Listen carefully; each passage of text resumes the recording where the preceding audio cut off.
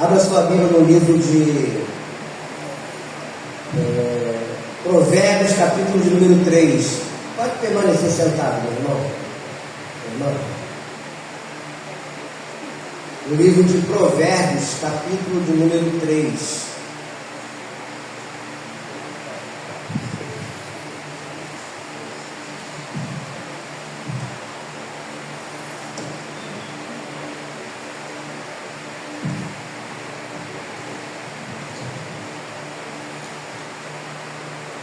É o versículo de número 33. Você está sem Bíblia, vai colocar na tela, Daniel.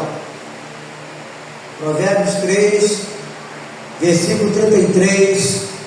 Você pode ler junto comigo, vamos lá, numa só voz. A maldição do Senhor habita na casa do perverso, porém a morada dos justos Ele abençoa. Vamos falar mais uma vez? A maldição do Senhor habita na casa do perverso, porém a morada dos justos Ele abençoa. Querido Deus, eu quero te louvar e te bendizer por esse momento único que o Senhor nos concede mais uma vez, de nos reunir neste lugar para falar das coisas do Senhor.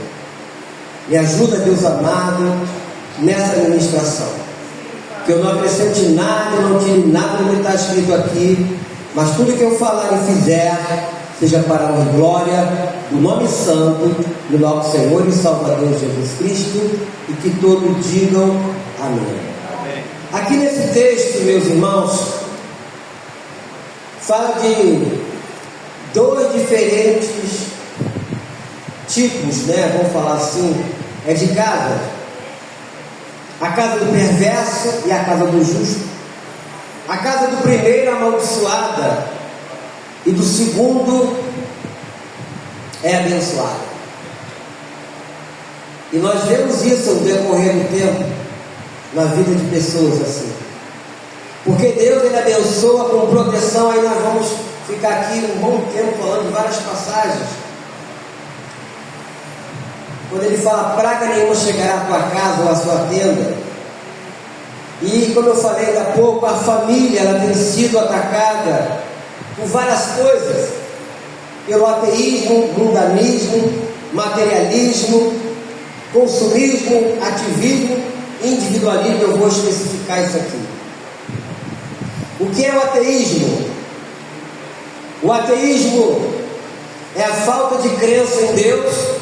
É uma atitude de espírito que nega categoricamente a existência de Deus. Não vão passar esses dias aí, em que um senhor já bem idoso, ele falou, esse negócio de Jesus Cristo não existe. Várias pessoas negam categoricamente que Deus não existe. Esse é a pessoa que fala que é ateu. Mundanismo é tudo aquilo que está no nosso coração, alimentados pelo desejo da carne, dos olhos e da vaidade. Está aí o carnaval que não nos deixa mentir. Algo mundano. Essa palavra carnaval, o significado dessa palavra carnaval? Car quer dizer carne, val quer dizer festa. Festa da carne. E a Bíblia fala que aquele que está na carne não pode o quê? Agradar a Deus. Aqui fala também de materialismo. É uma corrente filosófica que defende a matéria como a substância de tudo, negando a existência espiritual de Deus. Aquela pessoa que acredita só naquilo que tem, todos os seus bens materiais, se esquecendo que caixão não tem gaveta, como já falei várias vezes. Você já viu um caixão com gaveta? Por que caixão não tem gaveta? Porque ninguém vai levar nada. O que diz o Salmo 24? Ao Senhor pertence a terra e tudo que nela se contém, o mundo e os que neles habitam. Então nós não estamos donos de nada, estamos aqui tomando conta de alguma coisa que nós conseguimos através do estudo, do trabalho e tal, mas você vai morrer, vai ficar e vai passar para outro. As terras que você vê aí, Vai passar de mão em mão. Aquelas terras que o jovem rico tinha lá no passado, quando Jesus falou para ele: vai, vem tudo que tem, distribui aos pobres, você vai ter um tesouro no céu. Ele olhou assim: é ruim. Ele não quis. Mas eu quero dizer que aquelas terras daquele jovem rico continuam lá na Palestina, naquela região lá. E outras mais, Fernando, não sei quantos hectares, não sei quantos fazendeiros, não sei quantos, vai por aí fora, mas não vai morrer, vai ficar tudo aí.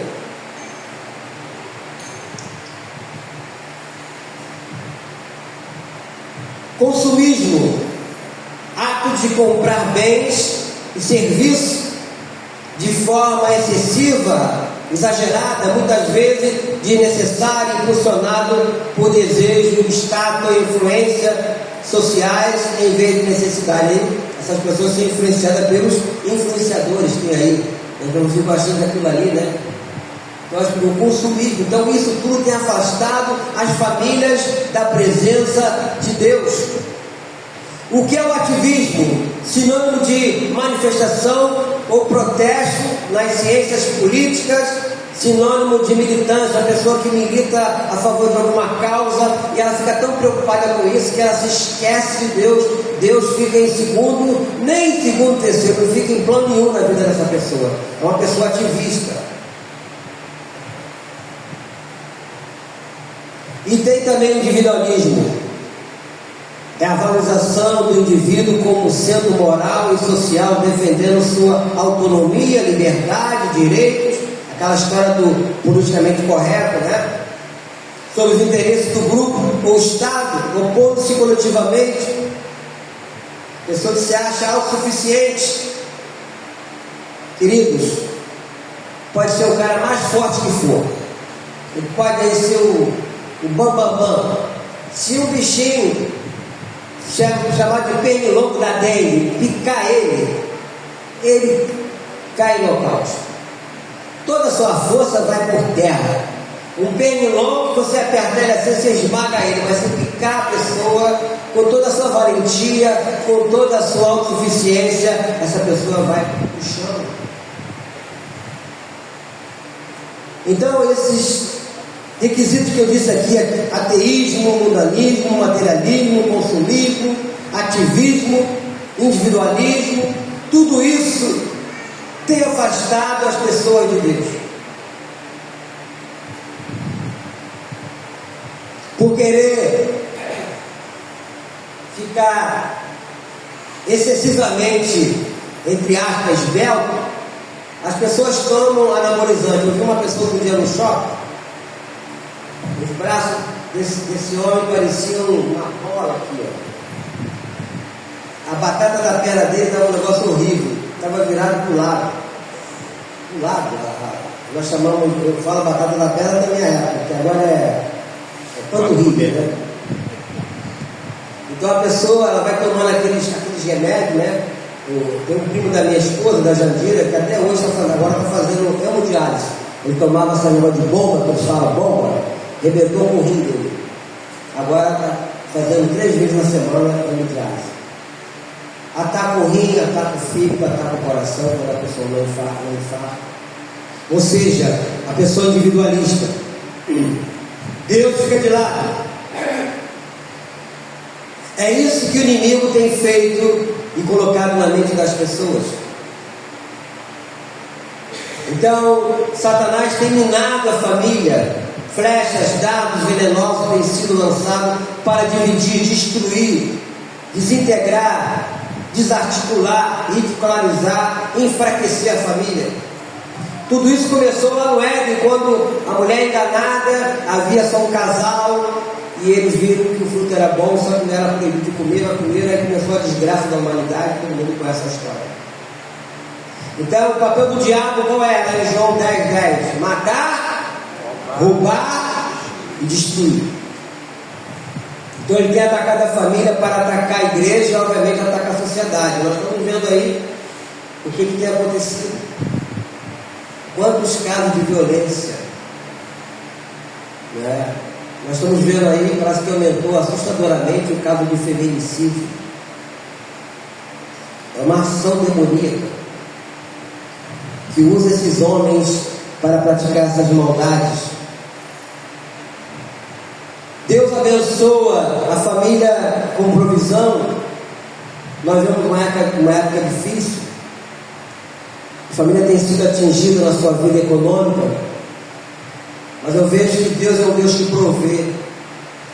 Nós estamos aqui, meus irmãos, todos nós, vocês que nos visitam também, nós estamos aqui pela graça de Deus, porque durante 2 anos tivemos um período de pandemia, e quantas pessoas que nós conhecíamos e que partiram.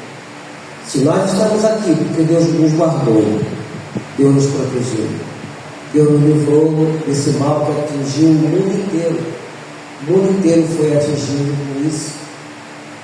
Então nós temos que ter palavra de gratidão por ter preservado a nossa vida. Mas ao longo da história nós vamos vendo Deus protegendo as famílias. Eu vou citar algumas situações aqui, não vou ler o texto, são vários. A viúva do profeta, no livro de 2 Reis, que foi protegida, a viúva de Serepta. Deus proveu no momento mais difícil, no momento que havia seca naquela época, não havia alimentação, mas Deus proveu para aquelas pessoas. E hoje Ele provê com amor, com paz, com alegria, com fé, esperança, saúde, vitória. Ele envia sobre a casa do justo a sua misericórdia. Nós vamos vendo ao longo da história, Deus sempre preocupado com a família. No dilúvio, o que Deus fez? Salvou uma família, Noé, a sua esposa e seus filhos. Mais adiante, lá na frente, Ló, que estava num lugar, uma cidade chamada Sodoma, que Deus falou que destruiria aquela cidade, mas por intervenção do seu tio Abraão, que orou, Deus mandou um anjo lá tirar para a família. E o anjo foi lá e tirou da família. Eu queria ler esse texto com os irmãos. Vamos lá no primeiro livro da Bíblia, Gênesis, capítulo de número 19. Não vou ler o texto todo, vou ler especificamente do versículo 1 ao versículo 14 só.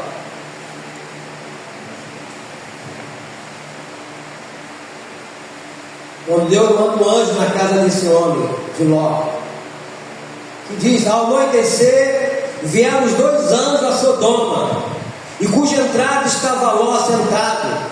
Este, quando os viu, levantou-se e, indo ao seu encontro, prostrou-se o rosto em terra.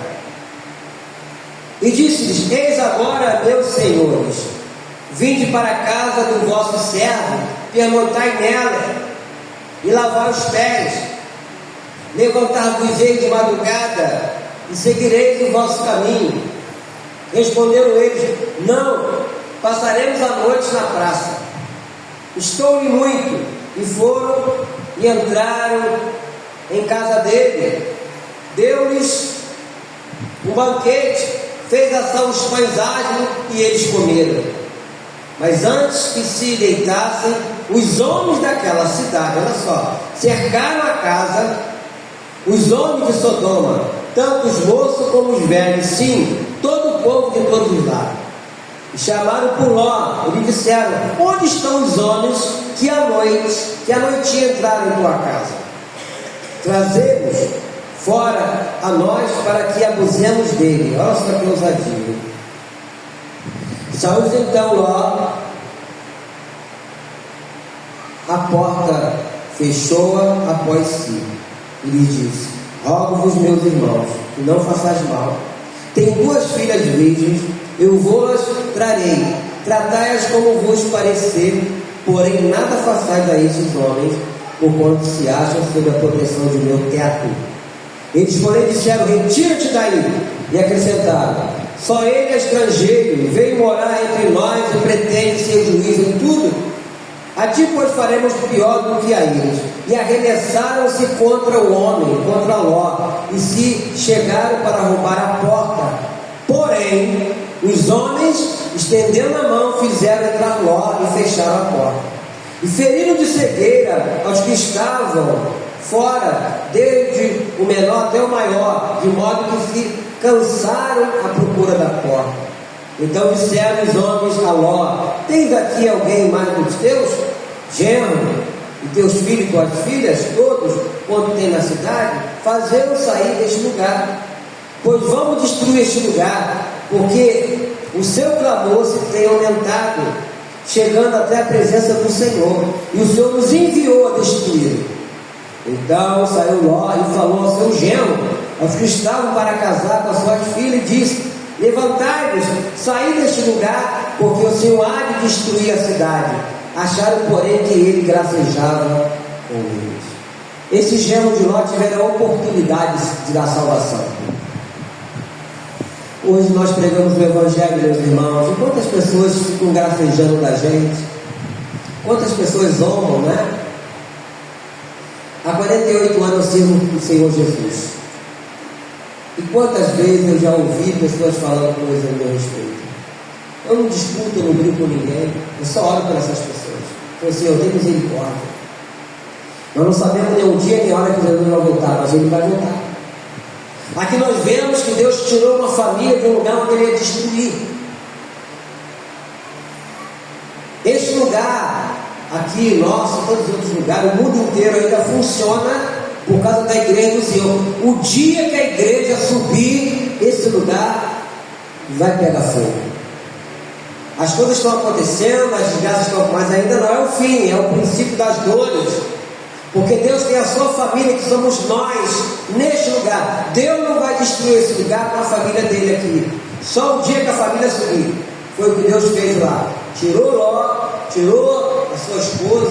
É verdade que ela desobedeceu, olhou para trás e não está só. Mas ela saiu, teve uma oportunidade com as suas filhas. Os genros não quiseram e pereceram junto com as moradoras lá de Sodoma. Mas eu quero dizer o seguinte: a família que Deus preservou. Deus abençoa com salvação. Eu creio que o propósito de Deus é a salvação da família, como nós vimos aqui falando. A casa de Noé, a prostituta Raabe, que quando os espias foram enviados para ver a terra lá em Jericó, elas guardaram os espias que Moisés havia mandado.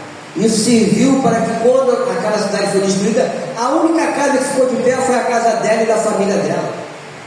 E detalhe, hein? Raabe está na genealogia de Jesus. A casa do carcereiro, quando Paulo e Silas foram presos, e ele perguntou: o que eu tenho que fazer para que eu seja salvo? Ele falou: crê no Senhor Jesus, será salvo tu e quem mais? A tua casa, a família, sempre a família. O propósito de Deus sempre será a família. Zaqueu, quando Jesus fala, ele subiu numa árvore, ele era baixinho, tipo eu, não sei se ele era careca, mas ele era baixinho. Subiu numa árvore para ver Jesus. Jesus passou: desce aí que eu me convencer a tua casa. E lá na casa desse homem, que era um coletor de impostos, ninguém gostava dele, e ele falou o que para Jesus? Se eu defraudei alguém, eu vou restituir 4 vezes mais. O que Jesus falou? Jesus falou assim: ó, hoje houve salvação na sua vida. Ele não falou isso, ele falou: hoje houve salvação na tua casa. Sempre a casa, sempre a família. Isso não mudou, amados irmãos, nos dias de hoje. Deus quer abençoar a família. Por isso que esses ataques, né? Eu estava falando aqui na reunião de oração na terça-feira. Nós procuramos fazer a vontade de Deus, como aí lutando, a gente sofre esses ataques, né? Mas a pergunta é a seguinte: e aqueles que não têm Deus? Quantos suicídios, meus irmãos, tem acontecido no nosso país? A imprensa não está noticiando. Jovens cometendo suicídios, famílias sendo completamente destroçadas. E detalhe, hein? É da classe A, B, C e D. Esse negócio que são pobre não é geral. Quantos casos? Pessoas poderiam estar bem de vida, viver bem, né, com todos os recursos que elas têm, mas não. Quantos casos aí nós estamos observando de pessoas bem situadas, mas a família está uma desgraça? Por quê? Por causa do afastamento de Deus. Ele abençoa a casa do justo, como nós vemos aqui em Provérbios 3:33. Ele abençoa com a sua presença. Ele é amigo da família nas horas mais tensas, difíceis, escuras, incertas. Ele está com a família. Quantos gritos de clamor nosso Senhor já ouviu e atendeu? Eu ficaria aqui falando vários momentos da minha vida, da minha família, em que Deus atendeu o clamor. Quando parecia impossível, ou quando a pessoa não consegue ver uma luz no fim do túnel, Ele veio a ser um farol. Antigamente, quando morria um chefe de família, quem assumia a responsabilidade da casa era o filho homem, que assumia. Agora você imagine uma pessoa com o único filho, que o marido já havia morrido, e esse filho morre. Hoje a mulher sai à luta, ela vai trabalhar. Antigamente não tinha isso não, mano. A mulher não era bem contada. A única esperança dessa mulher era o filho, e ele morre. O que Jesus fez? Abra comigo no livro de Lucas, capítulo 7, Evangelho de Lucas, terceiro livro do Novo Testamento.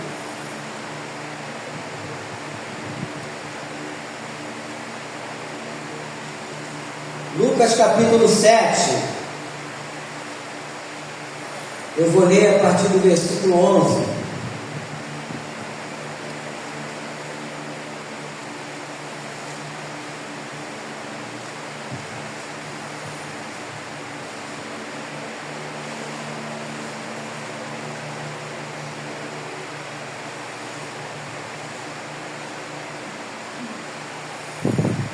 Diz assim: em dia subsequente, dirigia-se Jesus a uma cidade chamada Naim, e iam com ele os seus discípulos e numerosa multidão. Como se aproximasse da porta da cidade, eis que saía o enterro do filho único, olha só, de uma viúva, e grande multidão da cidade ia com ela. Vendo-a, o Senhor se compadeceu dela e lhe disse: não chores. Chegando-se, tocou o esquife e, parando os que conduziam, disse: jovem, eu te mando, levanta-te. Sentou-se o que estivera morto e passou a falar, e Jesus o restituiu à sua mãe. Todos ficaram possuídos de temor e glorificavam a Deus, dizendo: grande profeta se levantou entre nós, e Deus visitou o seu povo. Esta notícia a respeito dele divulgou-se por toda a Judéia e por toda a circunvizinhança. Todas essas coisas foram referidas a João pelos seus discípulos, e João, chamando 2 deles, enviou o Senhor para perguntar: és tu aquele que estava para vir, ou haveremos de esperar outro? Quando os homens chegaram junto dele, disseram: João Batista enviou-nos para te perguntar: és tu aquele que estava para vir, ou esperaremos outro? Vamos parar por aqui. Uma família, uma mulher destruída, viúva, obviamente, o marido morreu. Aí tem um filho, o provedor agora do filho, morre também. A multidão saindo, era um cortejo fúnebre saindo dessa cidade chamada Naim, mas vinha o cortejo da vida, que era o cortejo de Jesus, ele e seus discípulos. Esse cortejo para, e Jesus se compadece dessa viúva, e ele toca ali no caixão e fala para aquele jovem se levantar, e ele se levanta. Aquele parecia impossível se tornou realidade na vida daquela mulher. Lembra de Lázaro? Quando Jesus ainda demora 2 dias, quando ele toma conhecimento que Lázaro estava muito doente, ele era amigo daquela família, né? Lázaro, com as 2 irmãs, Maria e Marta. Quando ele chega, ele já toma conhecimento que Lázaro havia morrido. O que ele faz? Ele chora. Jesus chorou. Mas ele sabia o que ia acontecer. O que ele fala para Marta? Ele diz para ela: todo aquele que crê em mim, ainda que morra, viverá. E todo que vive e crê em mim, não morrerá eternamente. E lá chegando, ele manda tirar a pedra. O que a irmã fala? Olha, já são 4 dias. 4 dias, está para lá de Bagdá, né? Cheirando mal. A parte humana foi tirar a pedra. Mas o impossível era ressuscitar o morto 4 dias cheirando mal. Ele fala: lá veio para fora. E ele veio para fora. Uma família abençoada, mais uma família com Jesus. O livro de Hebreus, capítulo 13, versículo 8, fala que Jesus Cristo ontem e hoje é o mesmo, será para sempre. Então, o mesmo Jesus de lá, na vida da viúva da cidade de Naim, o mesmo Jesus na vida de Marta, Maria, de Lázaro, na vida de Zaqueu, de tantos outros mais, é o mesmo Jesus que está aqui hoje de manhã. Amém? Ele está aqui. Ele está aqui. E a Bíblia fala que onde o Senhor está, o mal tem que sair. O que Ele quer de nós é que creiamos naquilo que Ele pode fazer. Não é aquilo que Ele tem que fazer, é aquilo que Ele pode fazer. E eu creio que Ele pode abençoar as nossas famílias. A parte humana é nós nos colocarmos de prontidão, jejuarmos e orarmos. É a parte humana, como foi a parte humana tirar a pedra. Porque Ele poderia ter falado qualquer palavra ali, aquela pedra poderia ter se desmanchado. Mas ele não fez isso.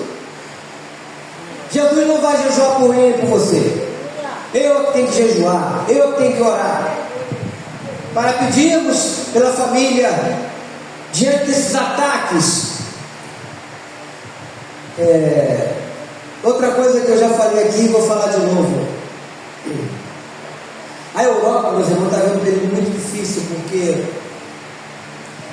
eles estão perdendo a condição de terem europeus, vamos dizer assim, nativos da terra. A invasão de muçulmanos na região da Europa, como na França, na Inglaterra, é muito grande. Só que não existe controle de natalidade no muçulmano, sabia disso? Eles vão tendo filhos. Eles estão crescendo assustadoramente naquela região. O que o diabo tem feito nos países ocidentais? As pessoas, as mulheres, não querem mais ter filho, e estão agora criando bicho e chamando o bicho de filho. Chamando o cachorro de filho, chamando o cachorro de filha, tratando o animal como se fosse um filho, gastando fortuna com um bicho. Você não acha que isso é uma artimanha maligna, não? Que nem ouviu tempo atrás na rádio. Queria mandar um abraço para minha filha de 4 patas, Rebeca. Sabe o que é isso?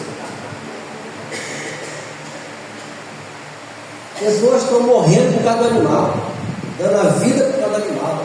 Haja vista as lojas de pet crescendo assustadoramente. Não sei quantos bilhões se gasta com alimentação, cuidado e tudo mais. Eu falo isso não é para você deixar de cuidar do seu animal. Você tem que cuidar e tem que cuidar bem, porque agora é crime se você maltratar um animal.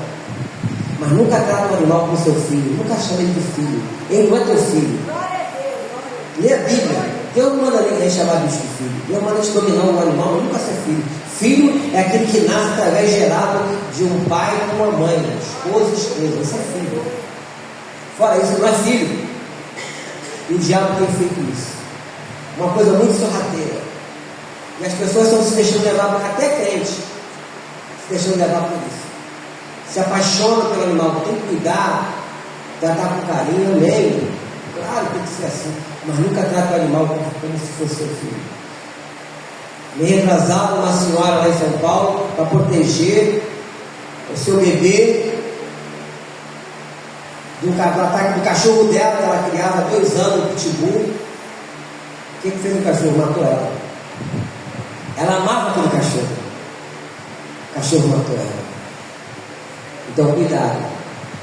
Cuidado com essa inversão de valor. De você tratar animal como se fosse seu filho. Não faça isso. Não se deixe levar por esse argumento, pelas propagandas, né? Tem gente ganhando rico de dinheiro com isso aí. Não faça isso. Filho é aquele que você gerou. Seu filho, sua filha. Trate ele com amor, cara. Esse é seu filho. Bicho não é teu filho, não. Não use essa expressão. Não faça isso. Vive uma vida com Deus. E cuide daquele animal que Deus de repente colocou na sua mão. Eu estava vendo um tempo atrás que um camarada falou que ele gasta com 2 animais, 2 cachorros, por mês, R$6.800. R$6.800. A maioria das pessoas não ganha isso para sustentar sua família. Então, inversão de valores. Inversão de valores. Hoje tem hotel para cachorro, muita gente agora vai brincar um carnaval, vai botar um cachorro lá no hotel. Hotel para cachorro, spa para cachorro, hospital de cachorro, tem tudo agora. O gato. E gente ganha dinheiro com isso. Não faça isso. Olhe para sua família. Ah, pastor, meu filho está me dando muito trabalho, olhe por ele. Jejue por ele. Nunca esbraveje, né? Mesmo você que não tem um esposo, a tua esposa não é crente. Nunca amaldiçoe ele, porque se você amaldiçoa o teu esposo, você está amaldiçoando você também. Porque você e ele é uma só carne. Quando você fala, vai para o inferno, você vai junto. Vai também. Não faça isso. Muitas das vezes você tem que ficar quieta e não falar nada. Até porque a Bíblia fala que quando nós somos fracos, aí que nós somos fortes. O fraco é aquele que reage, que briga, que discute. O forte é aquele que se domina. Esse é o forte. Aquele que se guarda. Senhor, está nas tuas mãos. Esse é o forte. Então Satanás tem atacado, minado as famílias. E nós, como irmãos em Cristo, temos as armas, como eu falei no início, de orarmos, de clamarmos pelas famílias e de pedir, Senhor, tem misericórdia, Senhor. Guarde as nossas famílias. Meu filho, ele está afastado, minha filha está afastada, ele vai sair dessas festas aí. E essas festas, muitas mortes. É só você ver o resultado depois, que eles fazem depois do carnaval, a quantidade de pessoas que morrem nas estradas, morrem na festa. É muita coisa, gente. O que nós temos que fazer é orar, é clamar a Deus, é pedir por ele, Senhor, onde é que ele estiver, guarde, Senhor, proteja, livra ele do mal, Senhor, faça com que ele volte, toque no coração dele, que ele possa ter uma experiência contigo. Meus irmãos, meu filho costuma trabalhar no carnaval. Ele é motorista, né? Trabalha às vezes em motorista, eles contratam ele, cara que tem muito dinheiro, carro blindado, coisa toda. Ele e o colega dele trabalham, né? dois colegas dele, dirigindo esses carros blindados, Land Rover, esse próximo, para levar os caras que vêm de São Paulo, não sei de onde, aí só querem contratar eles. Aí eles vão, levam ele lá para Sapucaí, ficam lá fora, lá dentro do carro, esperando quando acabar e levam o cara de volta, dão um dinheiro bom. Para ter uma ideia, aproximadamente quase R$500 que eles ganham só para fazer esse traslado, né?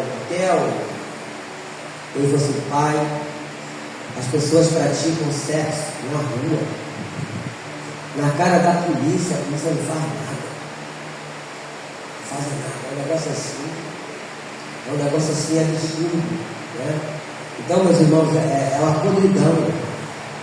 Então, o que nós temos que fazer é orar, é clamar, é pedir a Deus, Senhor, tem misericórdia, Senhor. Quantos jovens, quantos adolescentes vão estar perdidos aí? Quantos é que vão e não vão voltar para casa? Então, é isso que o diabo quer. Porque, simbolicamente, pelo menos na cidade do Rio de Janeiro, é entregue uma chave, chamada chave da cidade, a uma entidade chamada MOMA. Isso acontece toda sexta-feira antes do carnaval. O prefeito passa aquela autoridade É uma coisa simbólica. Uma entidade chamada Momo. Aí você dá toda a autoridade àquela entidade para fazer o que eles querem fazer. Querido, tudo isso é espiritual. Muita gente não sabe disso, mas eu sempre que eu vim de lá, eu fui ritmista de escola de samba. Eu andei nesse meio, muitos anos na minha juventude. Então, acontece isso. Agora nós hoje como igreja, nós temos que orar, nós temos que clamar, nós temos que pedir, Senhor, tem misericórdia, porque um dia nós estávamos lá também. Se nós estamos aqui, não temos mérito nenhum, mérito é do Senhor, que nos transportou do império das trevas para o reino do Filho do seu amor. O mérito é do Senhor que nos tirou de um poço de perdição, de um tremedal de lama. O mérito é dele. Mas nós não podemos ficar assistindo esse camarote sem fazer nada. Como eu falei no início, a arma é a oração, é o jejum. É nós orarmos e clamarmos a Deus. Queridos, oração é serviço. Orar é serviço. O serviço às vezes cansa, mas tem a sua recompensa. Você quando trabalha, você no final do mês, você sabe que vai ter a sua recompensa, o salário. E você vai receber. A oração é a mesma coisa. Quando nós oramos, pode até demorar, mas vai acontecer alguma coisa em algum lugar, em algum momento. Porque Deus ouve as nossas orações. Clame a mim, eu te responderei. Deus fala sobre isso, Ele manda nós clamarmos a Ele, manda nós invocarmos o nome dele.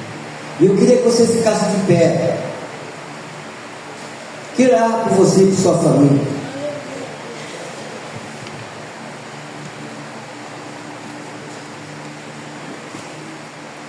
Lugar propício é a igreja. Você agora vai lembrar dos seus, seja esposa, filho, irmão, irmãs, seja pai, mãe, quem quer que seja, que você sabe que está num momento de vida desregrada, que precisa de um milagre de libertação. Amado Deus, Pai Celestial, no nome de Jesus Cristo, estamos aqui reunidos, ó Deus, para clamarmos a Ti por nossas famílias, clamarmos a Ti, ó Deus, por aqueles que nós amamos e se encontram distante de Ti, afastados do Teu aprisco. Meu Deus e meu Pai, eu Te peço, seja, Deus amado, com a nossa parentela, principalmente nesses dias tão difíceis. Nesses dias, ó Deus amado, em que o inimigo das nossas almas tem se levantado como uma força espiritual do mal, atacando, ó Deus amado, nossas famílias, minando, ó Deus amado, os casamentos, minando, ó Deus amado, o seio familiar. Mas nós estamos aqui embraçando o escudo da fé, a Tua palavra, Deus amado, viva, poderosa e verdadeira, clamando ao Senhor que Tu tenha misericórdia da nossa família, dos nossos filhos, dos nossos irmãos, dos nossos pais, ó Deus amado, nossos primos, daquelas pessoas que nós queremos o bem maior para ela. Eu clamo a Ti, ó Deus, por cada família e por cada lado aqui representado. Meu Deus e meu Pai, cubra com Teu sangue, com a Tua graça. Proteja, Deus amado, com a Tua misericórdia. Que durante esses dias, que se chama de festa da carne, eles possam se afastar, eles possam Te, ó Deus amado, nojo, ó Deus amado, disso.